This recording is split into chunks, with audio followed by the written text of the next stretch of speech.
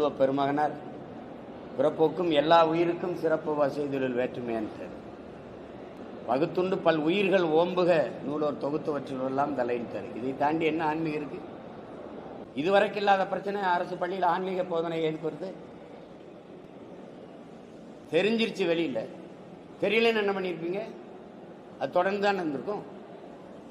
அது ஏன் அவரை சரி விஷ்ணு மகாவிஷ்ணு அவர்களை வானூர்தி நிலையத்துக்குள்ளே போய் ஒரு பயங்கரவாதி போல் ஒரு கொடுஞ்செயல் செய்தது போல் அவரை போய் பிடிச்சி கைது பண்ணி அதை ஒரு செய்தியை நீங்கள் வேறு செய்தியை மறைக்க இந்த செய்தியை பெருசாக்குறீங்க. அதான் உண்மையிலும் உண்மை அதுதான். அப்போ நீங்கள் இதை எதுக்கு இவ்வளோ பெருசு பண்ணுறீங்க? சொல்லுங்கள்.